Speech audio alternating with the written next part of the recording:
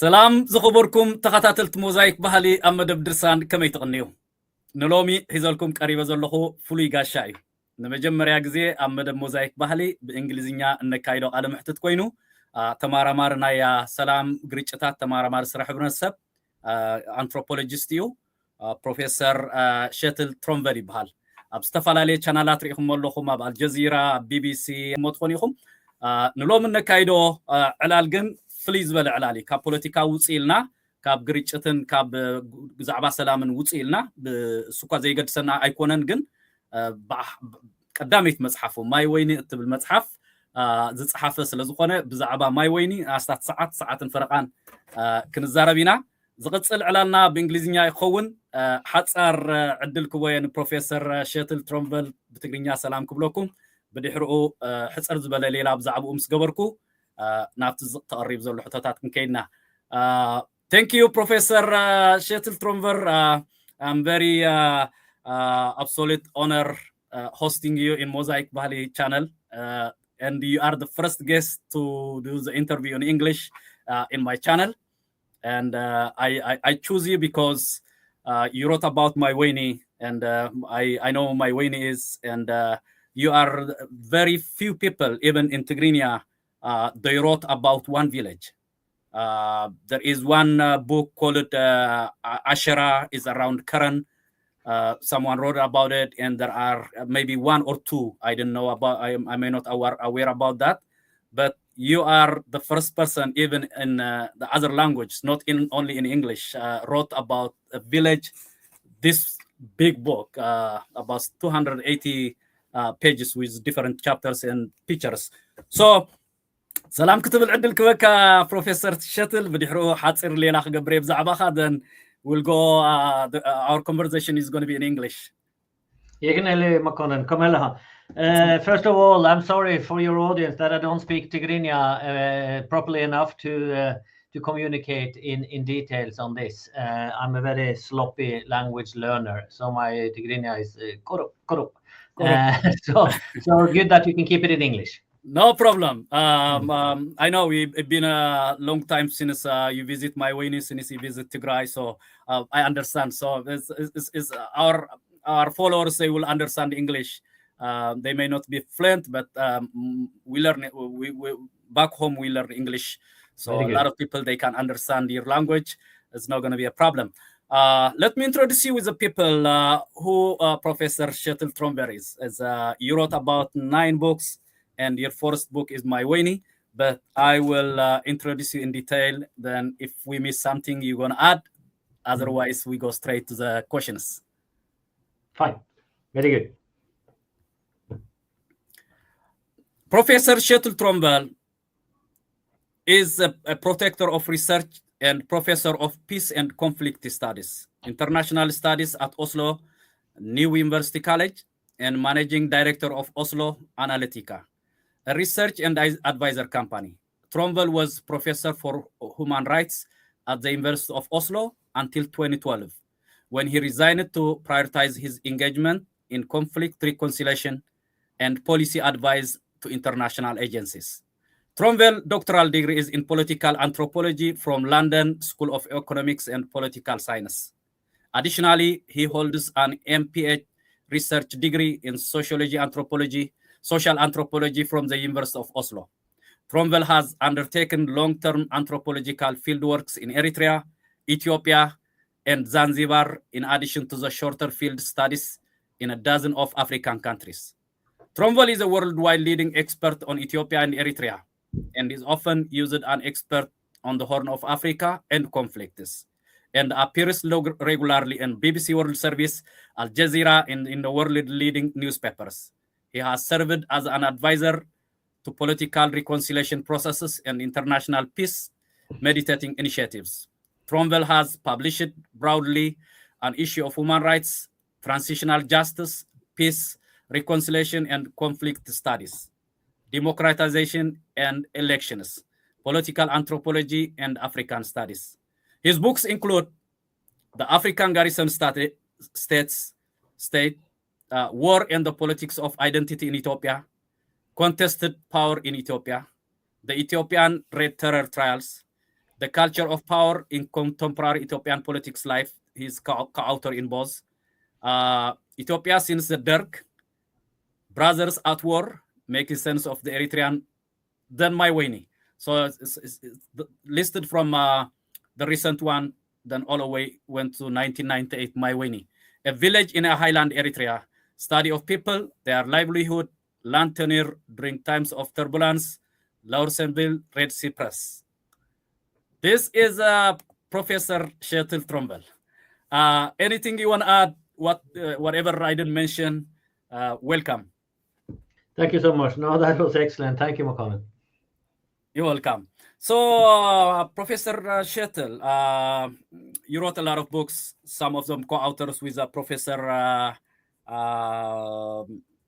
Takastanagash and others. We have I have some of the books that maybe we can show them before we go to. I have this one. I think that maybe it's maybe part of our questions. I have this book, and there is another one. I think it's a Brothers at War. No, the first one. I think this one, the African Garrison. This is the last book. Mm. Yeah. And I have another one to share. Yep, Brothers at War. I think this is with Professor Takastanagash. Correct. Yeah. Yeah. Okay. So yeah, those are some of the books that we can share with our followers. Professor Kjetil, let's go about the book Mayweni before you give us some introduction. I mean, what this book about is? I know it's a thesis for your master's, and you are the first anthropologist to enter Eritrea after independence. And we'll talk in detail about it. But tell us about the book Mayweni. What's this book? Yeah. Well, this book is an ethnographic description of a village in Highland Eritrea, in the Tigrigna-speaking area of Eritrea.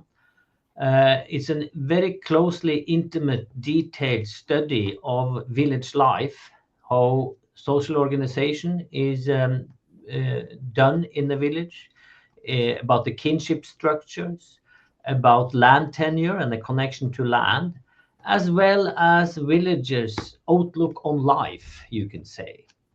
It is, although the detailed focus is on the village of Mayweni, it is a representation of the Tigrigna highland culture. So it is an ethnography of the highlands of Eritrea. It is a representative study, you can say, in the regard that the topics covered is not only found in Mayweni, it's how village life is organized in this part of Eritrea. So it is the first comprehensive ethnographic anthropological study of Highland Eritrea, actually, as it was at that time. Good. Thank you. We will share some pictures from there, and I think when we go in detail about the book, people they may know what the most contents are. You already mentioned in the introduction why you choose or how we choose Eritrea, and you have been asked with a lot of people about this, I'm sure.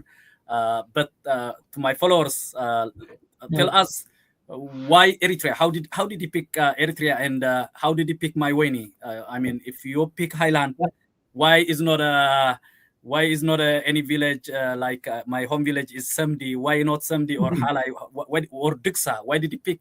How did you pick Mayweni? Why Eritrea first, then why Mayweni? Well, that is, you know, as a student of social anthropology, you have it's only, you know, for your dissertation work. That's the only time you are totally free to choose where to study and what to study. because it's only your own limitations you can put on that. And I was growing up in Norway in a suburban small locality outside of Oslo during the 70s and early 80s. And, you know, at that time, and still today, basically, it is the most peaceful, tranquil, boring place you can find on earth. Everything is taken care of. Norwegians, we know when the day we are born, we know basically what we're going to do the rest of our life and when we're going to die. It's totally predictable. Yep. The state and society we have here in Norway. So when I started to study and was preparing my dissertation work, I wanted, based on my own upbringing, I wanted to experience something which was radically different from what I was used to.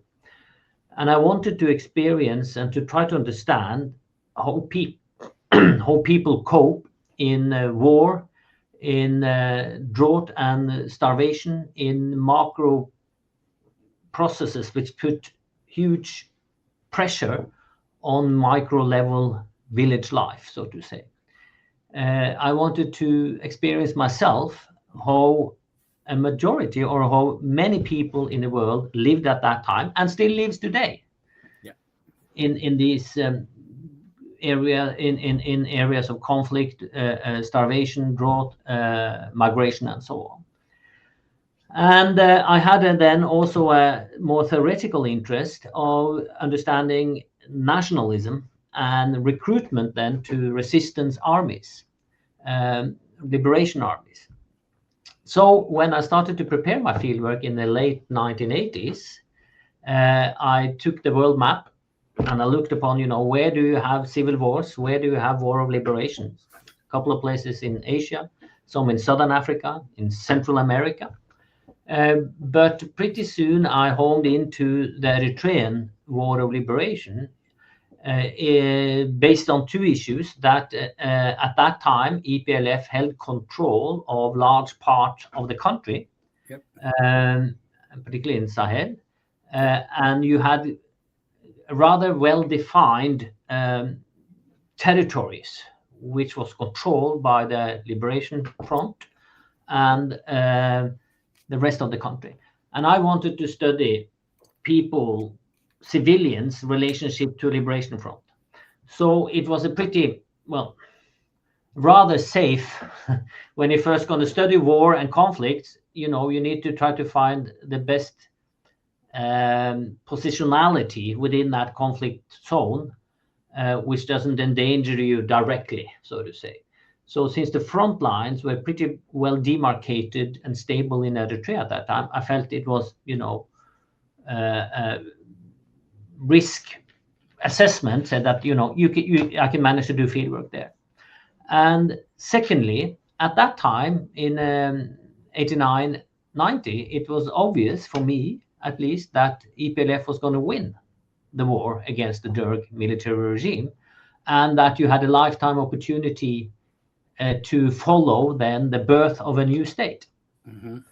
And I hit it spot on in that regard. So I entered into studying Eritrea from a purely kind of self-interest and theoretical perspective, which was rather unique at that time, because until that time, other researchers, a handful of researchers and journalists, they came to Eritrea with a more ideological reasoning to support the war of liberation, so to say, to justify it, to legitimize it. I am fully, you know, different. Understand and in favor of the Eritrean independence based on what it was argued during the 70s and 80s. But I didn't have an ideological connection to the EPLF. I came in as a kind of a neutral observer to, yep. You know, how are things playing out, which was also a great advantage to me starting the study. We'll come back to that later, I'm sure. Yep. But that is the reason why I choose Eritrea and not Ethiopia or Namibia or El Salvador or somewhere else in Asia. Okay, good. So when you choose Eritrea, you contact Rice or some Brhane Wolde Mikael, some in England. So yeah, because as I said, I wanted to study on the EPLF side of the war. So I couldn't go through Ethiopia and Ethiopian government during that time. They would obviously have rejected that. yeah. So EPLF had then a research wing called RISE, which had an office in London. And I submitted my application through then. Berhane Wolde Mikael was then the head of that office. And the head of RISE at that time was Arifai Nebere, who is the current Minister of Agriculture, as you may know. Yeah, for a very, very long time. So my application and my project was screened and approved by EPLF at the central level. And I got a message back from the field, so to say, through then the London office that, yes, I was welcome to enter the liberated areas to study the Eritrean community on the side of EPLF. But and I wanted to go in during the active war in then late 89, 1990. But at that time, the EPLF said, hold back, wait a bit. We will have to, have some more understanding of the dynamics of the final offensives. I was on my way in a time or two through Sudan and Kassala, but I was kept back. Wow. And then Asmara fell in May 1991, which then opened the opportunity for me then to get access after the military control of Asmara by EPLF. Good. So you arrived in Asmara in August. That was a new, yes. fresh country. Is only 2 months old.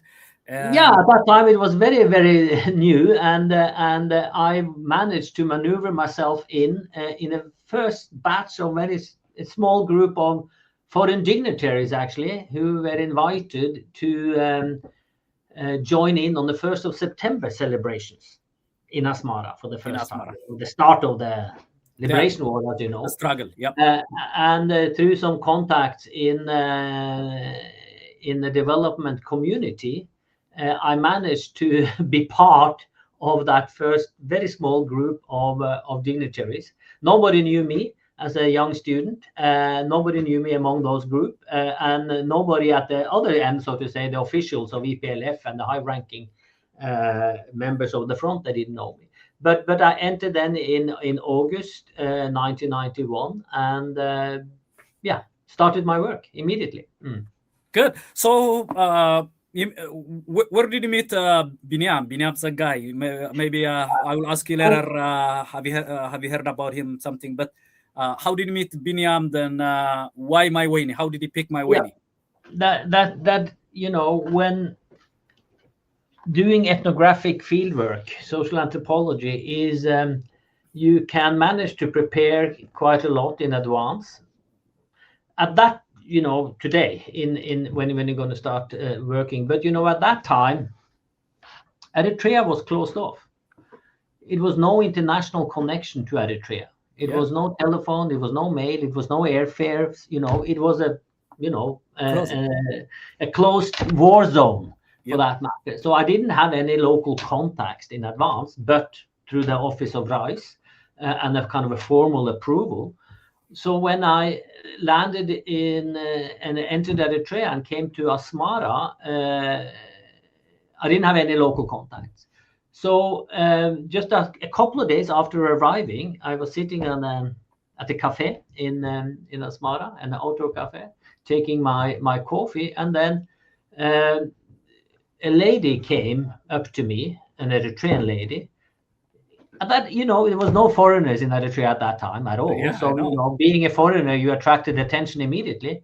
Yep. And she asked me, where are you from? And I said, well, I'm from Norway. I'm a young student, just arrived. And she started to speak to me in Swedish. Mm-hmm.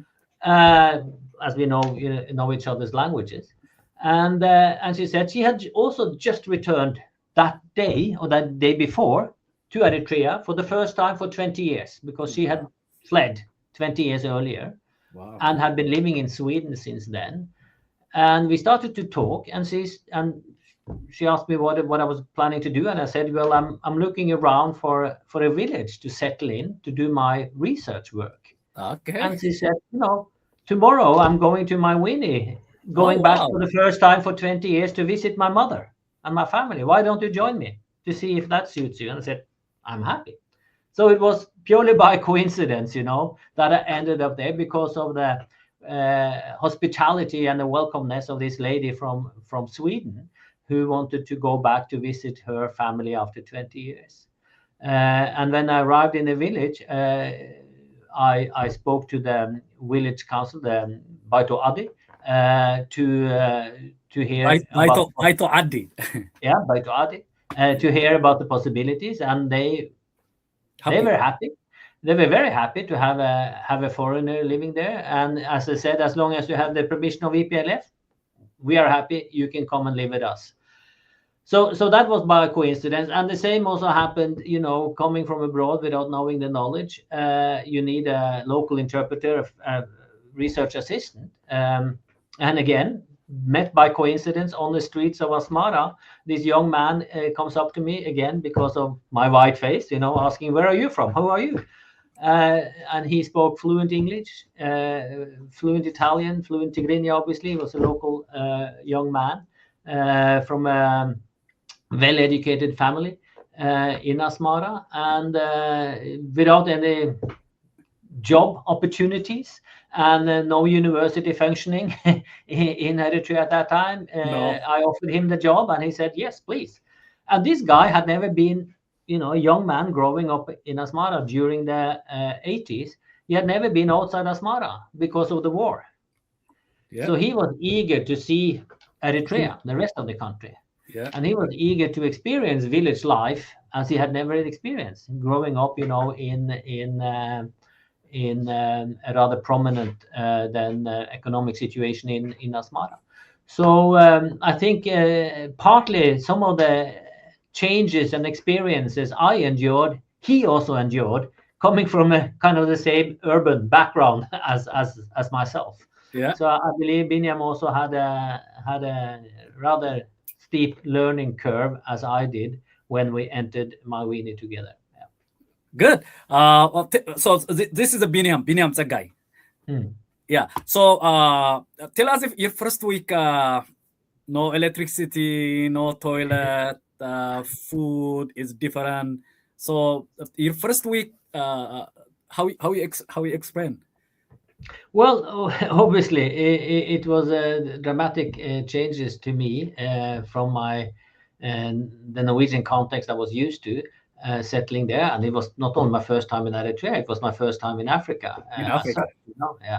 So, but being extremely eager to settle in, so to say, the first week was no problem with whatever facilities. I don't need, I didn't have high expectations of the facilities in the village. Obviously, I knew that much, and so that was easy to cope with. We got allocated a small house in the village, which was vacant. So the Baito Adi gave us that. You can stay there, and none of the other villages really had the opportunity, maybe because of their own the scarcity of food and facilities to host us.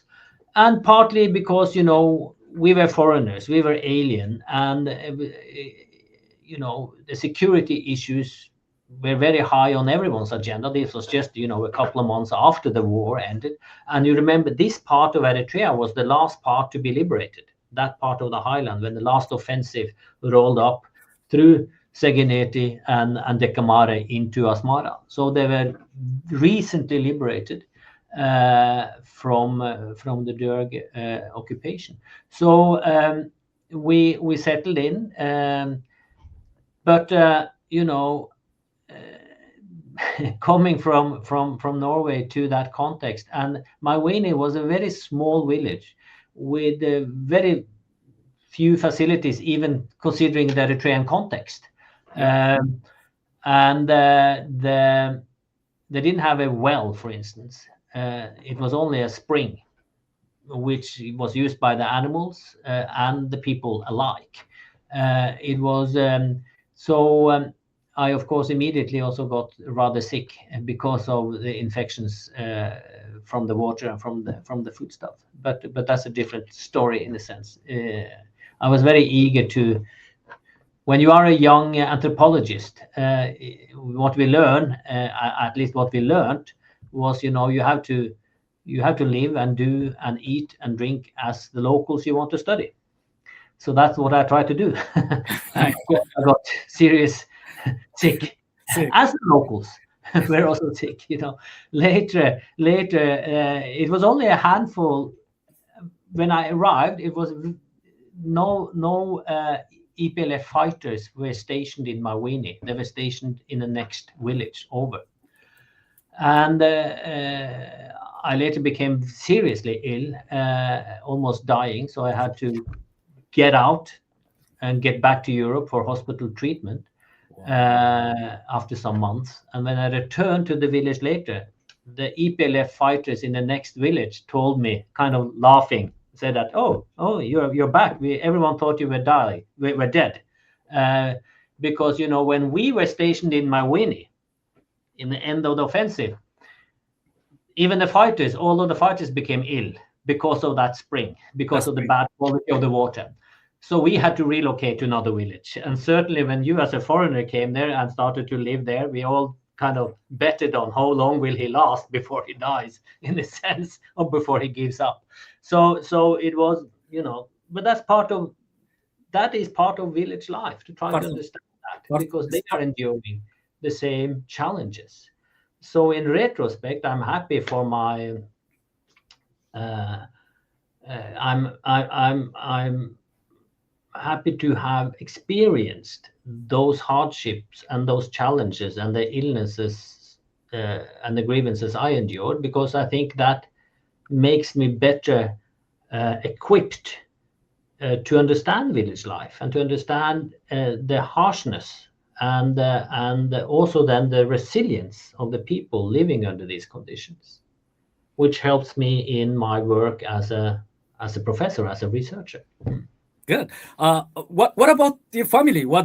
So you ill and you return to Norway. At the beginning, when you go, what they are feeling? They support you when you go to the war zone in Africa. They never been there, and when you ill, you come back again. They say, "Yes, we told you." Did they was kind of? Yeah, my poor mother. She, again, as it was a war zone, it was no possibility to keep in touch with me, and I knew that, and they knew. When I left, I said, I see you in a year's time. This was before mobile telephony, as you are connected today. There was no phone, Yep. And they didn't have even mail. The postal service to Eritrea opened up late 1991 in December or so, I think.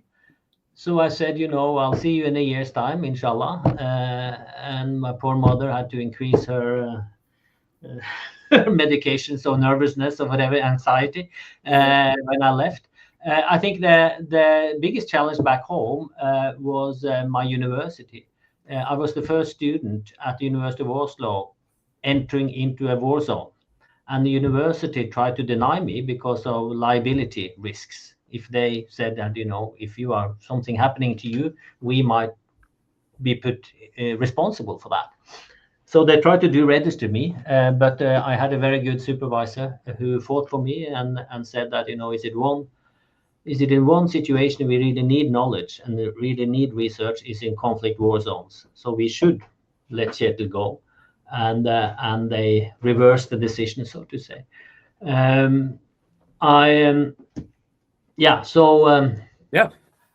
I'm glad he made it, and I would like to thank you for having this kind of book on behalf of the Eritrean people, on behalf of Mayweni. So, I mean, you start watching the people. There was 2 incidents that I was kind of laughing, and the other side, I was kind of sad about the kid that you're gonna take a picture. He tells you you're gonna kill him. So do you remember that? And the lady, she was getting the hamli. She told you she's eating grass. We are eating grass. And tell us about those two stories. And that's I'm very happy that happened very early in my fieldwork, so to say, during my stay there, because it is incidents like that which really make the contrast so visible about the upbringing in Eritrea and in Europe. And social anthropology is the study of different cultures. Why are people organizing differently according to the context they live in? And I can tell, those two incidents which really put my mind at work was first when I was, I had to walk regularly from Mayweni to Segeneti, the closest market town, as you know. You have been there for many years. And it was about 4.5, 5 hours walk, as far as I can remember.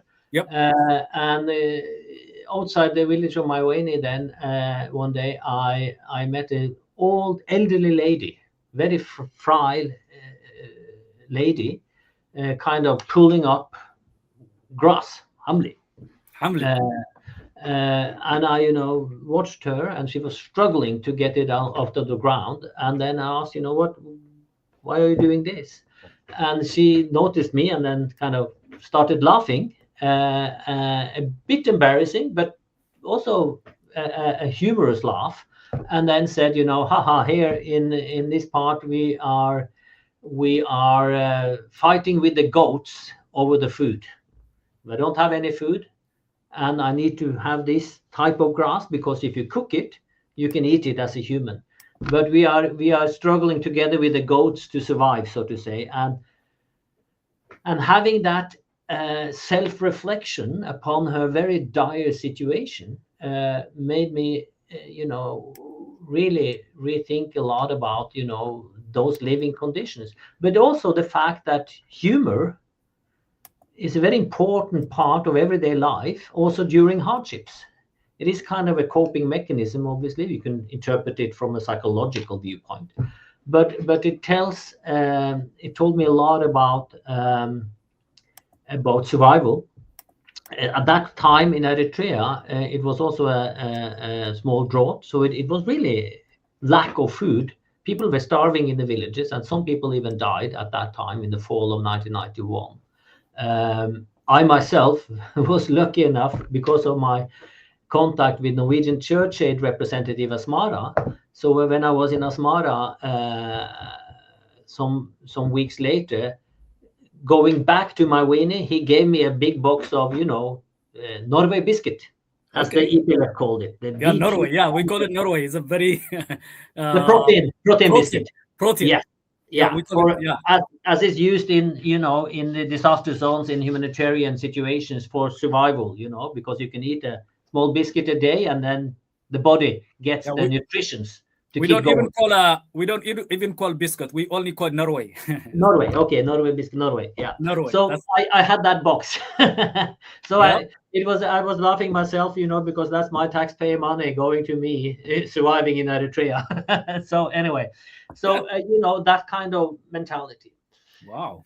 And the second incident, it was even more starkly, piquing my interest in how people have lived during wartime, during conflict. When I was also walking outside the village, coming back from a small hiking trip, and then it was late afternoon. I still remember it vividly. It was a very picturesque and tranquil image when I saw this young boy, a shepherd boy, taking care of his goats on a plain, on a hill, a couple of 100 meters from me. And I approached him, and he didn't see me. And I had my camera with me, and I wanted to take a photograph of that very tranquil, peaceful scenery. And then he noticed when I took up my camera with a telescope lens and pointed at him to take an image, and he became totally desperate and fell down to his knees and started to pray and scream and cry. And I was shocked, what happened? Did he step on something? What happened? But obviously he was praying to me. And since he was so anxious and afraid, I sent Binya, my interpreter, to him and ask him what's wrong. I don't want to scare him. And then Binya came back laughing and said that, oh, no, there's nothing. Just take his picture, because he thought he just saw a white person approaching him, probably the first white person he had ever seen. But he had been told stories about Russian advisors to the Derg military, being in the field in Eritrea, committing gruesome atrocities on Eritrean people. And he thought I, as a white man, pointing at him with something he understood as a gun, I was going to shoot him straight out without even knowing him. I was just going to kill him because he was in my way. He was disturbing me. And I said, what? Have that, that is his first thought when he views a white person, that I was going to kill him. And, that explains a lot of his upbringing. That explains a lot of the grievances, of the atrocities which have been inflicted upon the Eritrean people during this period. Okay. And it kind of informed me about that way of thinking about village life during war, during conflict. So, these kind of exposures, as we call them, to the local context are extremely valuable to bring with you as a researcher, to try to then frame different kind of actions, different kind of social practices which have been informed and attuned to such experiences. Good. The reason I asked was always I pick some stuff. It's very interesting, and I know the culture, I know the people, and I was visualizing the kid. Exactly. Mistakenly, people they may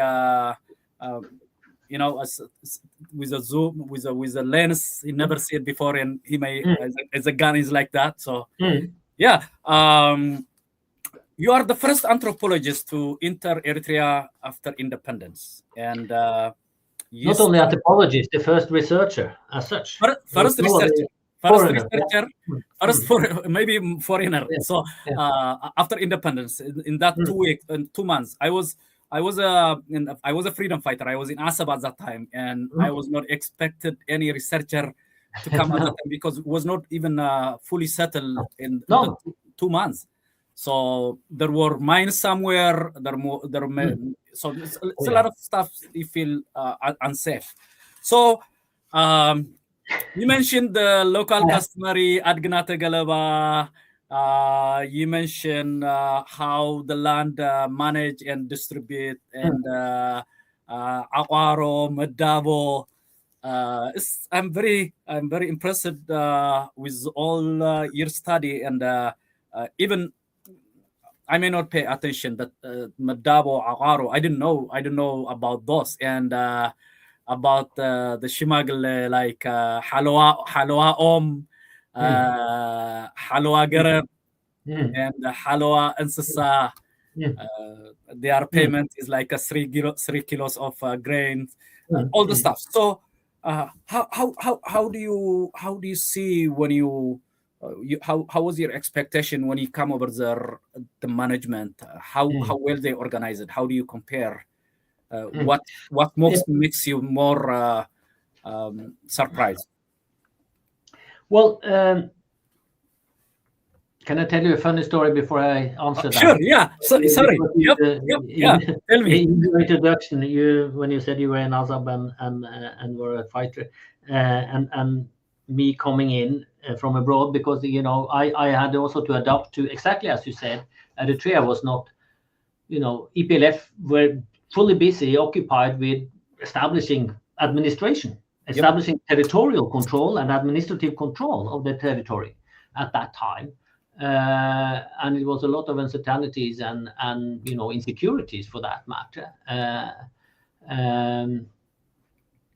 That was a benefit for me, because as a young man coming in under the auspices, so to say, of a development organization, NCA, Norwegian Church Aid, because I flew with that group, the handful of prominent leaders who had helped EPLF during the struggle enormously.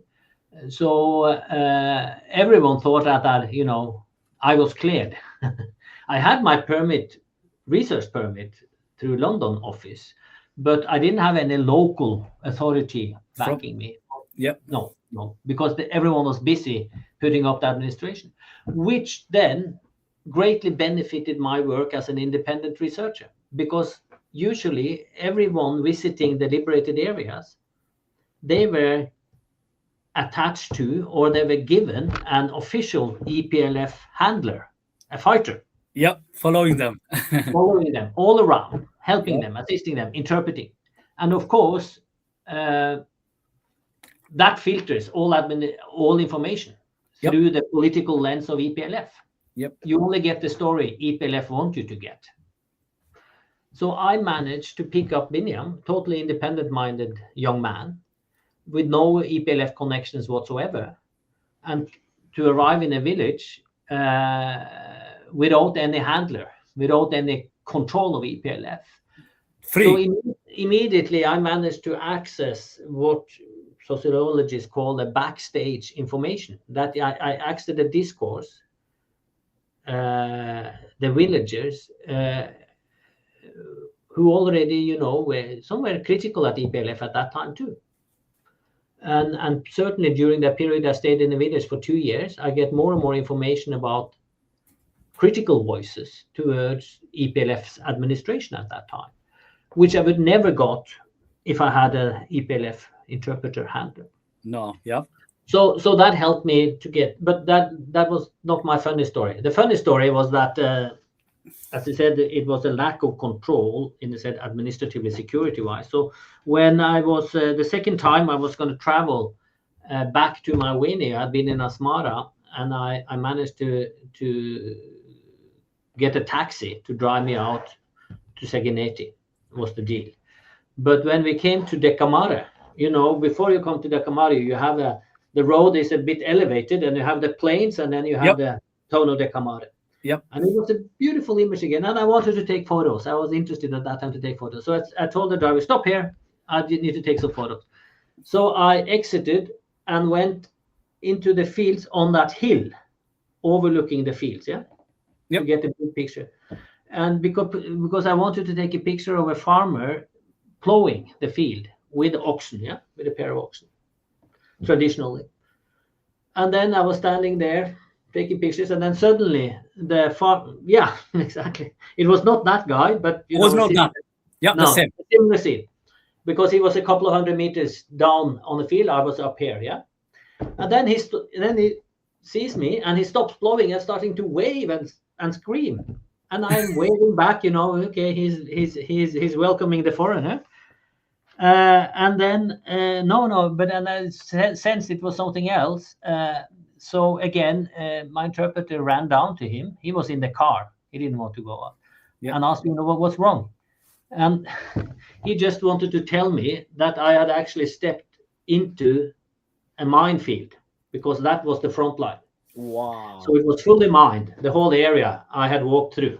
Wow. So coming back, he came back and said, Kjetil, you have to stay there, don't move. I said, well, we have to go. Yeah. So I tried to track my footsteps back again to the car. But again, that learned me deep lessons that, from that day on, I never stepped outside the path when I was walking in Eritrea, because you had to cope with the local, context as such, So I was pretty naive, and thanks God, I didn't step onto any mind of that. You're glad. You're lucky. I'm glad. You made it safe. Yeah, but that again informs the whole context. So now coming back to your question, obviously, living in a small village, it was only 350 people or so in Mayweni at that time, very few households. It was very easy to get an access to village life. And my premise for my work was to get a more detailed ethnographic account of kinship structures, organization, social organization, religious life, land tenure, production of any kind of means, how they survived, and so on.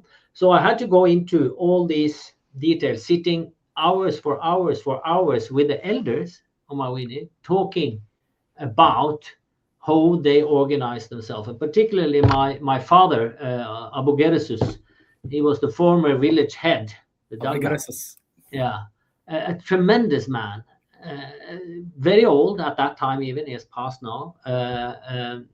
But he took care of me more or less as a son. He had been working for the Italian administration way back as a deputy, actually, to a very high-ranking Italian officer. So he spoke fluent Italian. He knew about modern or European life, so to say, through his former employment.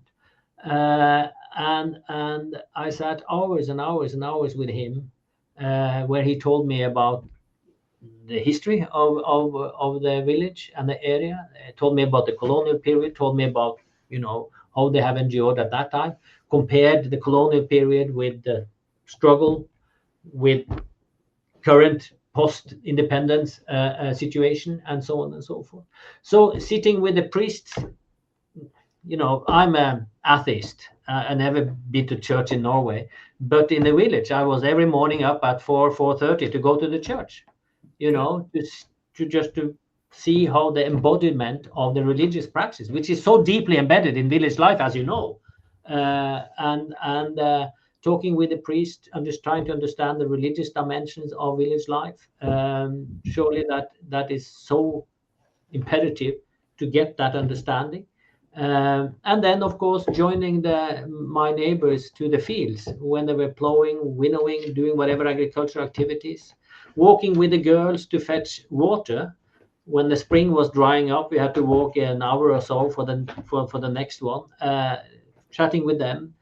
Again, all this kind of, you are not, as an anthropologist, you're trying to, as we call participant observation, you are observing, but you're also participating in daily activities, to try to embody that livelihood. Yep, you attend funeral.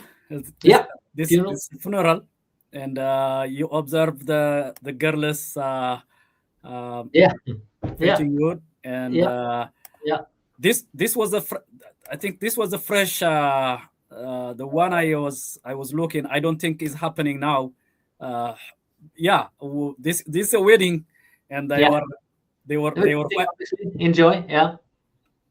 It's very nice. So I have seen, you have about like 200 reference at the back, like a lot of books, a lot of articles.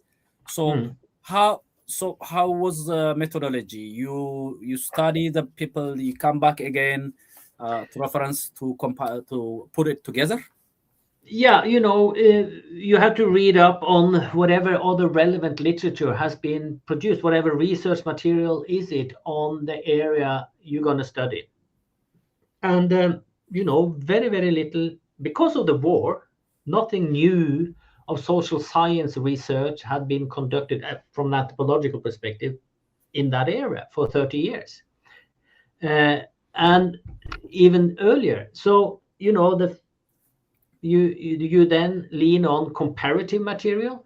There has been done comparatively a lot in Ethiopia, in the Ethiopian highlands, most in Amhara area, which is relevant but not directly comparable. Some very few studies in Tigray, but Tigray was also, no-go zone for research because of the war, the TPLF struggle. Yep. So we didn't have much updated material. You have some PhD dissertations from the 70s, some kind of development policy studies for the humanitarian situation you can draw on, but comparatively little. So as I write about in this book, and I later also published comparatively on, is it was a very famous British anthropologist called Siegfried Nadel, who was part you mentioned many times Nadal. Who was part of the British military administration of Eritrea, because he was part of the army during the Second World War. And when the Italians were conquered in 49, in 42, he established himself as part of the British military administration of Eritrea. And he did some studies, actually, very fascinating ethnographic studies of one booklet he calls The Races and Tribes of Eritrea, which is kind of a mapping of the ethnography, the various 9 ethnic groups of Eritrea. But he also did some studies of land tenure and land distribution in the highlands. And that was done in the early 40s. So that was the basis for me when that was the ethnographic material I did have, which I then compared till what was the situation then in the 1990s, early 1990s, decades later. And the fascination of it was that it was quite a lot of continuities, similarities in what Nadal studied in the early 1940s with what I studied in the early 1990s. And hence you could draw some kind of conclusions on the sustainability of social organization, how it is used for social cohesion during wars and turbulent times, how those institutions, those traditional institutions of village life, kinship organization, land tenure, and so on, religious organizations, how it binds people together, how it is an enduring institutions through macro level turbulence. The war obviously impacted village life directly, but the warring parties, EPLF and the Derg, in this part of Eritrea, since EPLF didn't manage to liberate it until 1990. It was not like Sahel or Nakfa, where EPLF created the new Eritrea in the liberated areas, where they kind of broke down the traditional institutions and replaced it with their modern concept of community. That didn't take place in Aklugusai, so to say. Aklugusai. In the highland province of Eritrea.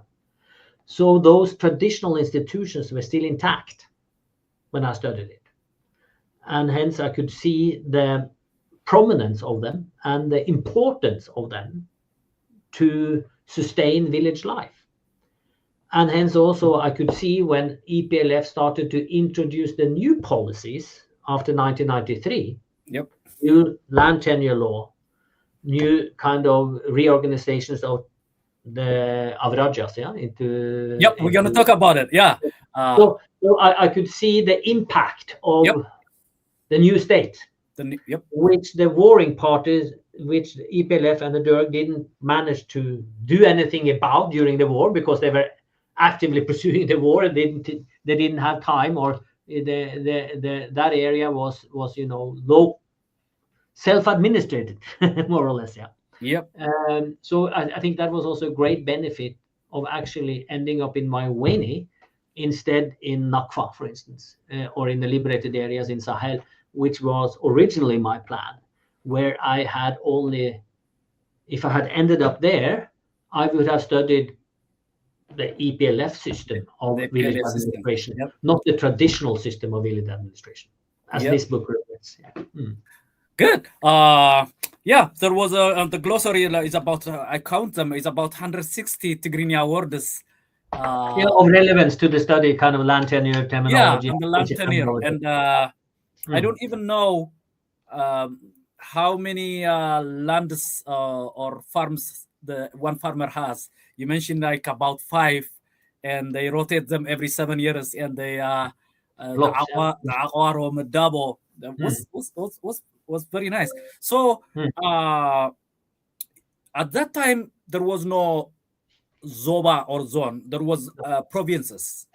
So you settle in Aklugusai, and in Warada it's as a Tigrigna. Tigrigna Warada. Tigrigna Warada, in the villages like Hadshadi, Diksa, Mayweni, Hadida, in that area. So did you observe something when they say no more Aurajas, it's going to be Zoba, and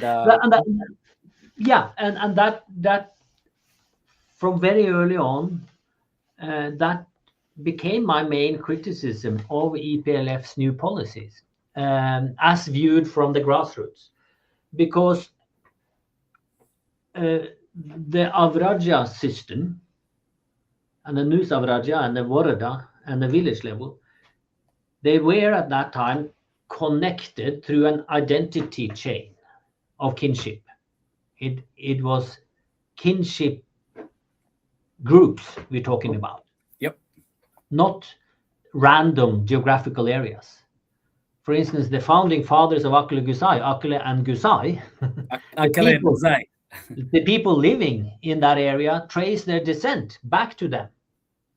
They have an identity rooted to that area, as other areas, Seraya or Hamasien or other areas in Eritrea. So EPLF came in with an ideology to create a new Eritrea. And in order to create a new Eritrea, they had to break down the old Eritrea, the traditional Eritrea. So they had to get rid of local identities, kinship-based identities. Hence, they redrew the map of Eritrea into Zobas instead of Avrajas, deliberately crisscrossing ethnic lines or kinship lines. So a group which were earlier identified as a coherent kinship unit was then in one Avraja, was then suddenly dispersed between 2 or 3 or 4 Avrajas in order not to congregate or not to identify any longer at that level, because everybody should identify directly as citizens to the Eritrean state. Yep. You shouldn't have any intermediary identity lines like local Vorida or Avraja or other kind of parochial identities. You should only be a citizen versus the Eritrean state. And the same also was the intention of the new land proclamation, for instance, which I at that time also discussed with Alan Seged Tesfaye.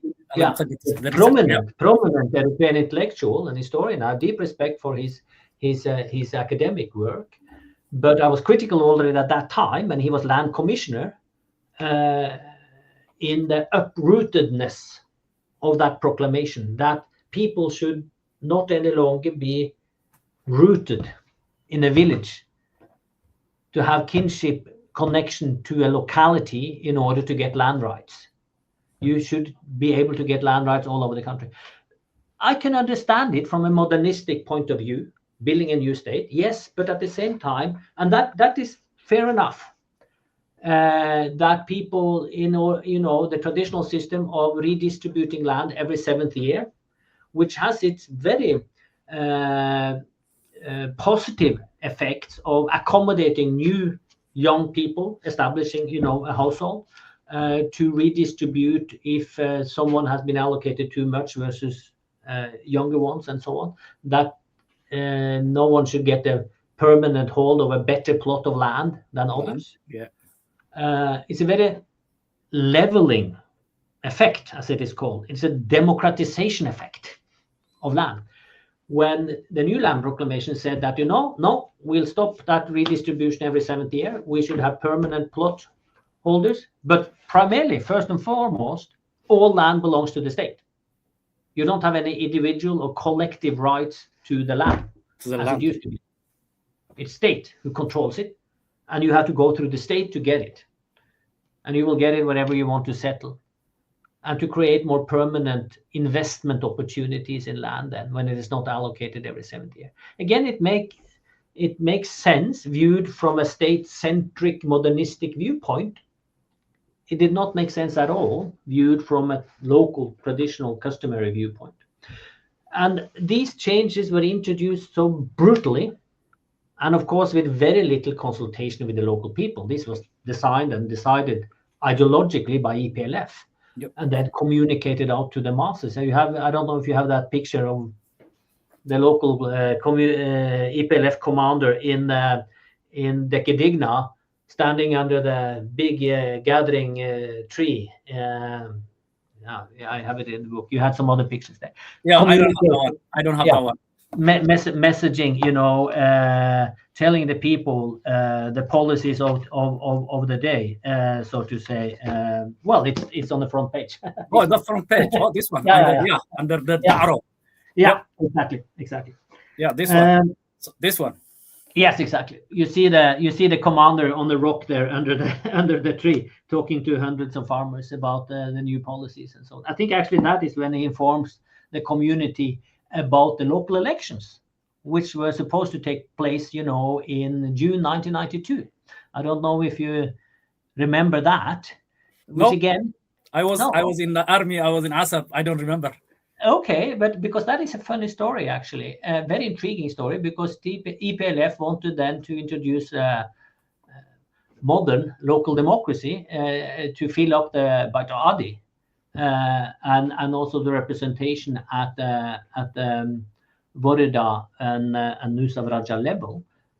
So they proclaimed suddenly that everyone who wants to be a candidate had to step forward and sign, the proper paperwork, and then we will organize a ballot box election in the village.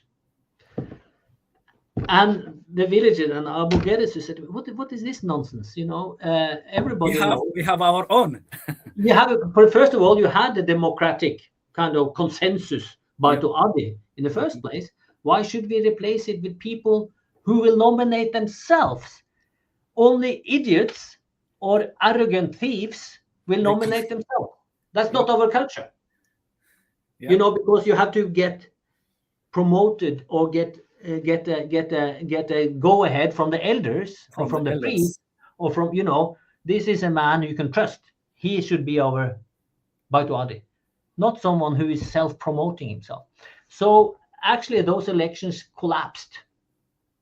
Didn't work because of that local resistance. Nobody wanted to put the name forward, and the EPLF then suddenly understood that we cancel. We have to roll back that and accept then the status of the Baitu Adi as was at that time until the new local government reform proclamation happened few years later with an actual election, as which was totally it's a different matter.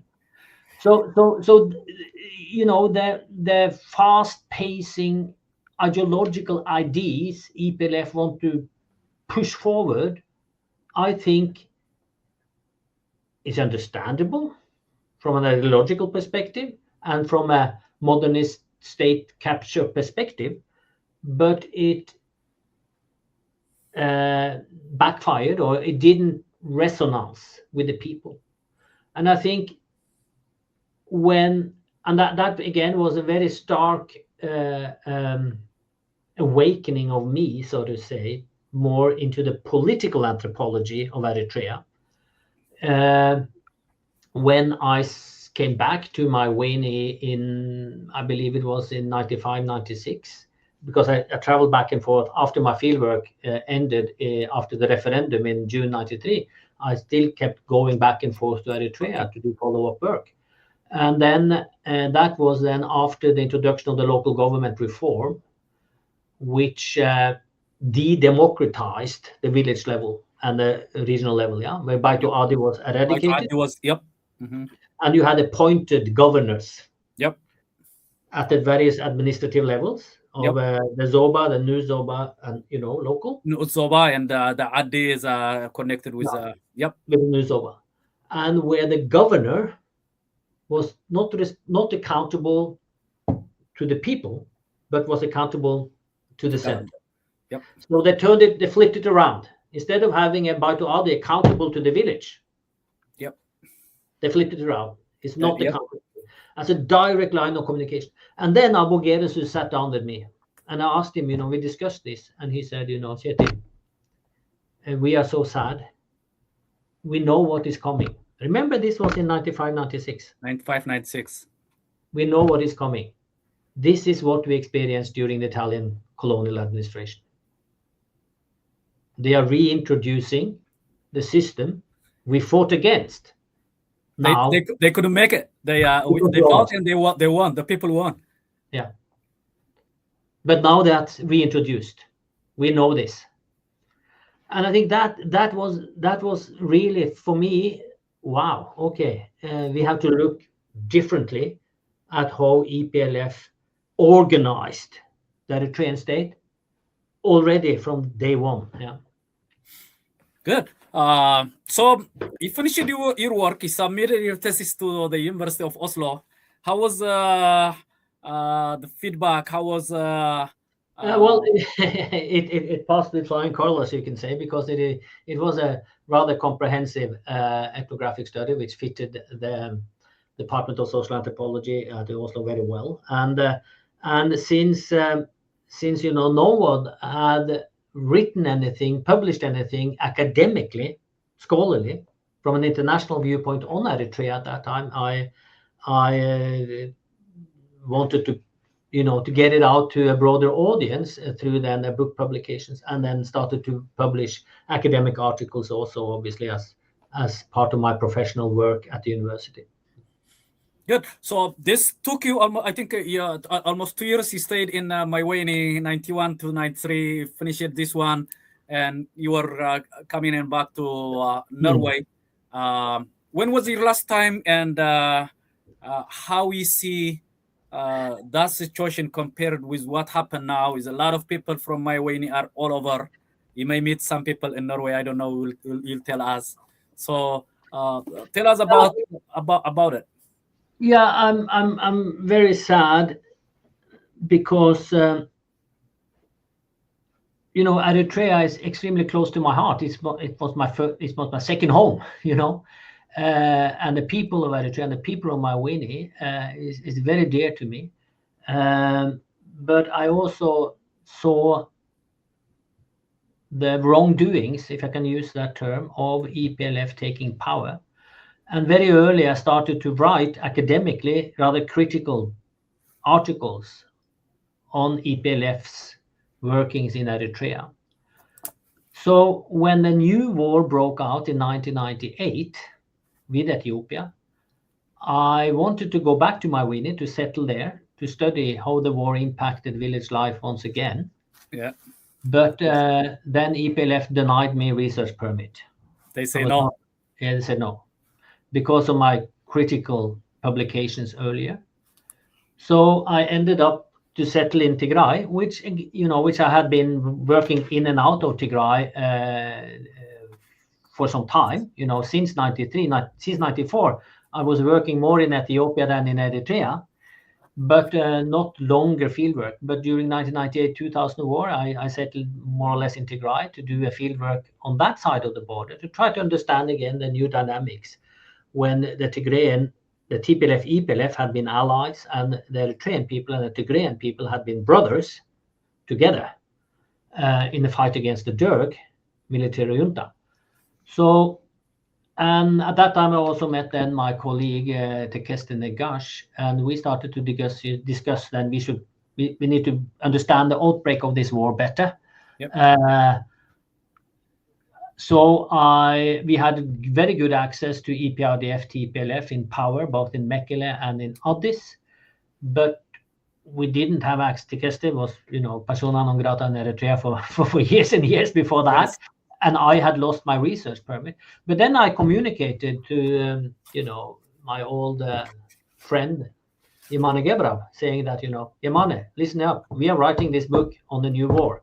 We are talking to TPLF. We are talking to EPRDF. We get insights into the archives. We get their story. So if you want your voice to be heard in our book, you need to let me in. You need me to come and sit down and talk to you. Let me go to Badme. Let me go to the front lines. Let me go to Mayweni. And he said, yes, okay, come on in. So I went into Eritrea again during the war, and I was in Badme actually when Eritrea controlled Badme, and I went to Mayweni, talking again to the people there and to the authorities in Asmara, which then contributed to the book you showed, the Brothers at War, making sense of the Eritrean Ethiopian. Yeah. But that is the last time I've been allowed to get into Eritrea. I've been trying to apply for visa several times after that, but I'm not allowed. Wow. So I miss my Weini, obviously, as so many Eritreans miss their home country, as yourself, because you have been forced to flee. Yep. I have not been forced to flee, but I have been denied to come back, back. to my village and to the people I hold very dearly. So inshallah, sometimes next time in Asmara, as they used to say during the struggle, next time in Asmara, I'm coming. Good. So did you meet some people from Mayweni in Norway or somewhere? Yes, actually, the Mawenis, although there are very few, they are actually also some of them refugees here in Norway in Bergen, and again that how things connect, or when you do study, when you do research.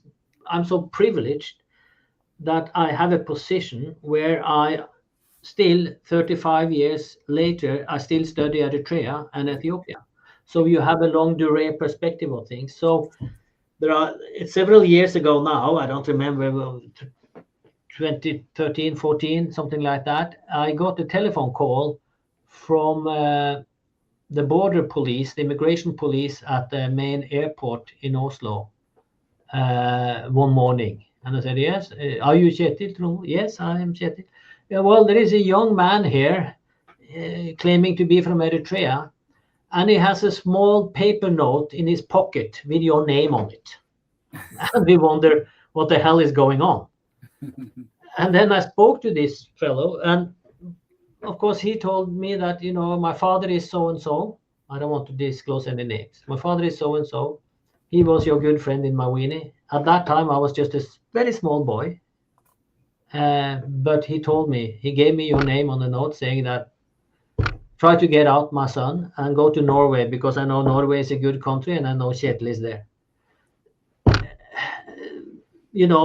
Then you traverse 2 generations, and you traverse the grievances spanning Eritrean people for so many decades. Yeah. So yes, there are also Maywenis settled in Norway. Good. Yep. Some people, they contacted me when I introduced this one in Tigrigna in my Facebook page and then my YouTube channel, and they were thinking if they can translate in Tigrigna or so we may go back to them. Some of them are in Israel, and you have this long map of all the people in Mayweni folded over here. Some of them are deceased. Some of them you have all the this is no longer possible to be, and I thank Kasahon Chekole in the Red Sea Press, which allowed me to reproduce this, which is today no academic publisher will allow this because it's too costly to put it in. But this is the kinship map. I know the kinship map, yeah, of all the villages at that time, and how they trace back to their founding fathers then. Yeah, Hailab, Zuro, Tokhlu, Haftu, Maharidan. This is the seventh generation. Seventh generation, all the way to... Which you calculate as relatives, close relatives. Yep, relatives, yeah. And I think this is, I don't think we can read it, but you put this one all the way from, it's a 20 generation. Yeah. The kinship. As I was told by the elders over and over again, and of course, because this goes all the way back to Akleg and Guzai, the establishment, the founding fathers. Yep. But myths of genealogy are most often not necessarily empirically accurate, because over 20 generations you start to forget things. But this is the best memory of a collective group of elders in Mayweni, counted back their forefathers all the way back 20 generations. 20 generations. Yeah. So and then I have to again tell an embarrassing story, because that's how valuable kinship is in your society. Yep. And then I was asked, one evening after they were tired of talking to me, they said, okay, now let's hear your genealogy. Where do you come from, Kjetil? Let me come back. And then, okay, my father and mother, yes. My grandparents, yes. Yes, no. And then it stopped. I don't know my great-grandparents' names. Wow. I couldn't count any longer because, you know, genealogy, I never met them. That's one thing. I also didn't meet my father's father, but we don't put any emphasis on it. You know, you live here and now. You have a relationship to your mother and father and possibly your grandparents, but that's it. That's it. Yep. Yeah. In my culture, if you don't count until 10, you embarrassing your. Yeah, so I really embarrassed myself. You can believe that when I was sitting there with the elders, they thought I was an idiot. You know, obviously. Yeah. So exactly. Yeah, I mean, you wrote this book not only for your research. No, it's not only for Mayweni. As I say, you wrote this for all Eritrean. I wish many scholars came and study some another village and compare. You stayed in Tigray. I was listening your interview with Salam 5 years ago. And you were mentioning that you stayed in Tigray for 2 years during the war, but you didn't wrote a book like Mayweni. I wrote a different book. you wrote a different book, but not like Mayweni. Why not? No, because I didn't settle in one village. Because I had already experienced kind of the more encapsulated village life and how that is understood and thought about. There is a different kind of village structure in Tigray than in Eritrea, yes. More dispersed to a certain degree. If you go to really rural Tigray, you have hamlets, more independent hamlets than villages. That fieldwork was based on so-called multi-sitedness. That I was in Mekele, in Wukro, in Gash, a couple of other sites in Tigray. I did work in Addis. I did work in Hadia. I did work in parts of the other parts of the south. So it was a much more I collected information from a much wider geographical area and more positioned actors, so to say, across ethnicity and across political divides, in order to understand how Ethiopia, not only primarily Tigray, but also how Ethiopia at large reacted to the new war with Eritrea. But certainly the Tigray was the main focus, and TPLF gave me access. EPLF didn't. And since then, I've been studying Ethiopia than Eritrea, because I've remained access to Ethiopia. Also, then, of course, in the run-up to the latest war on Tigray, 2020 to 2022, I stayed in Tigray. I left just a couple of weeks before the war broke out, and I've been back after. So that's a big difference, sadly enough, between Ethiopia and Eritrea, and certainly between TPLF and EPLF. EPLF, yeah. If I may add that TPLF, and I met Meles Zenawi personally in personal interviews on several occasions. I met all the key senior officials of TPLF over the last 25, 30 years, interviewing them.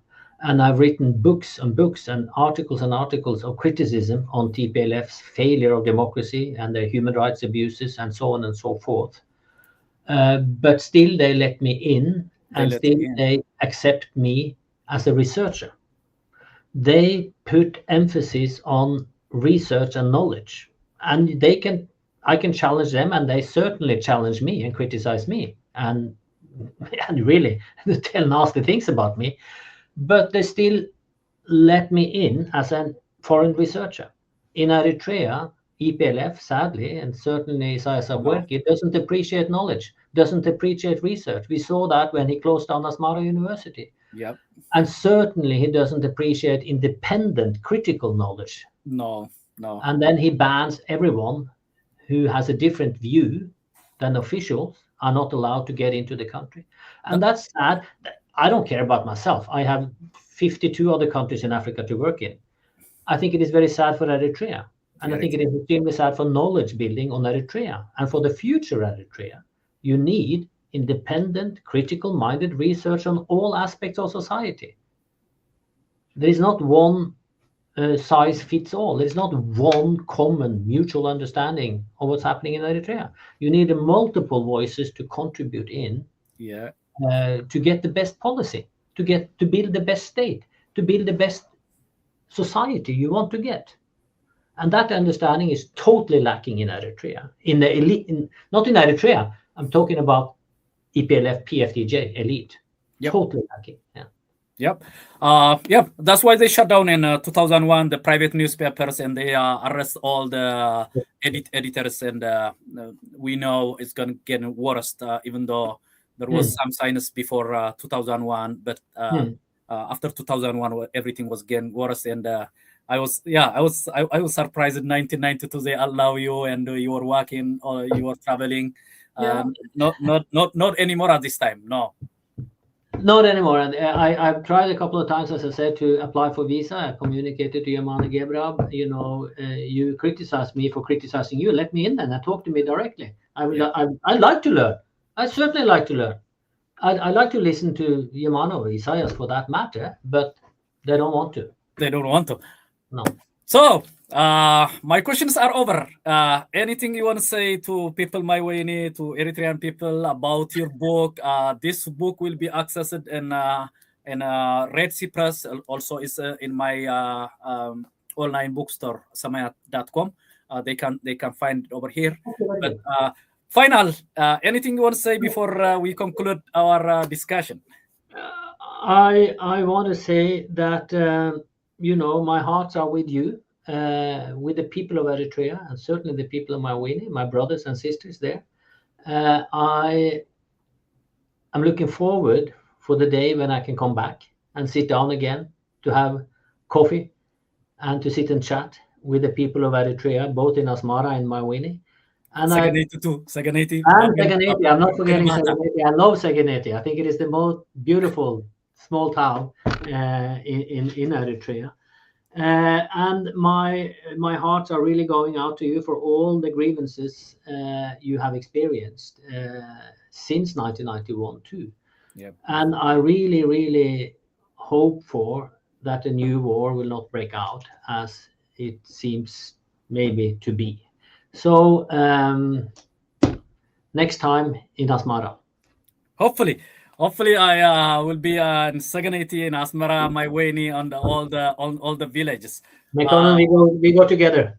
Thank you, Professor Kjetil Tronvoll from Norway. I'm very happy and I'm honored to interview you. This is the first program, the first podcast in English, and I'm privileged. We had a lot of story to share. Our conversation could be go like even 4 hours, but I don't want to hold you and keep talking. I appreciate your time. Thank you for writing this book. I really appreciate it. I really enjoyed it. I hope soon maybe you see it in Tigrigna, then in a different language, because this book is an asset for us. I'm very happy you wrote this book. Thank you, my friend. Of course, Mosaic Bahli channel. Our discussion with Professor Kjetil Tronvoll is over. We discussed about 1 hour and 20 something minutes. Maybe next time we will discuss about different topic of Mayweni. And I believe this program was unique because Professor Kjetil, he was everywhere. He discussed about peace, conflict, resolution, democracy. We'll keep hearing him. He shared a lot of story, but not about Mayweni. So I took that advantage, and I'm very happy you allow me to interview you, to discuss you. I see you next time. Thank you, Professor. Thank you so much, compliment.